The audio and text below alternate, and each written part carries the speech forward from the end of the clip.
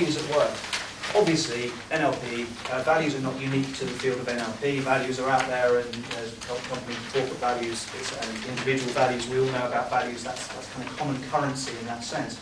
What's interesting is what NLP does with it, with values. And we could actually probably spend 2 days just on values and all the different various things we can play with them. However, I just wanted to pick a particular bit. So here's a question for you. This is the interactive bit, the bit where you get to jot some thoughts down. You do not, I repeat, not have to share them with everybody in the room, so please feel free to write down if you wish. So the question there is, what is important to you about a job, and/or what do you enjoy in a job? So can I give you a moment or two alone with your thoughts and your pen, hopefully, to jot down. If you can think of 6 to 10 things, that would be grand. Just out of curiosity, this is a quick interactive bit. How would you define values? What do values mean to you? Intangible.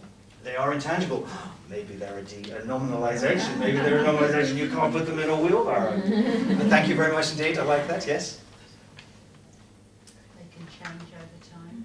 Yeah, absolutely. Yes, indeed. Yes, I think I more or less have some different values to what I did when I was 6. Some of them are still the same, I think. They're sort of in your core. You don't want to be compromised on your values. Okay, so we have these kind of core values, which may actually exist through the majority of our lives, but then we have these context values as well. So we might have different values in a work environment than we do at home, for example.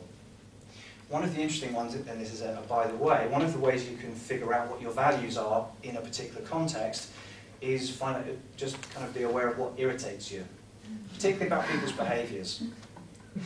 Because that will indicate that one of your values has been contravened. Someone has trodden on one. Trodden on one of your values. They didn't mean to, probably. It's great. When I say to groups, as I say, we're not going down this route this evening, but when I say to groups, what are some of the things that irritate you? I might just get like a couple of things. And then I always mention this one, which is one that used to irritate me, which was if I'm driving along, and I'm feeling nice, so I let someone out. Oh yeah, and they just drive off. And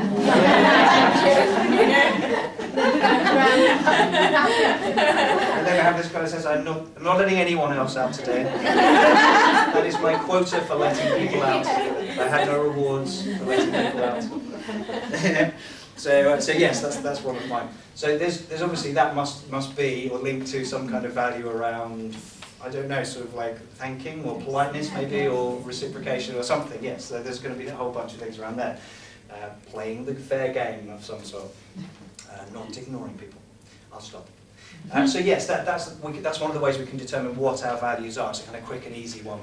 By the way, do not, please go around, and I mean do not, please avoid going around pushing people's buttons just to see what irritates them in order to find out what their values are.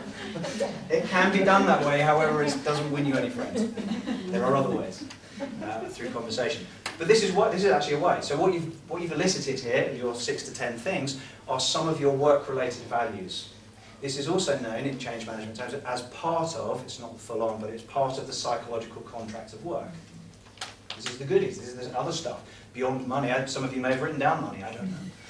However, somehow or another, for some reason, people often don't write money down here. And of course, if we say things aside from the formal things, you know, being paid, then what is it? Now, so you've got, am I kind of making a good assumption that everyone's got some things down? It's very good. Because what I'm going to ask you to do now is to put them roughly into an order.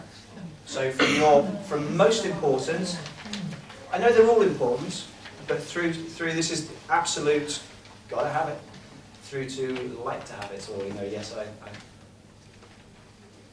So even if you get an approximate, a bit of a rough order of almost like ranking those ones that you've got.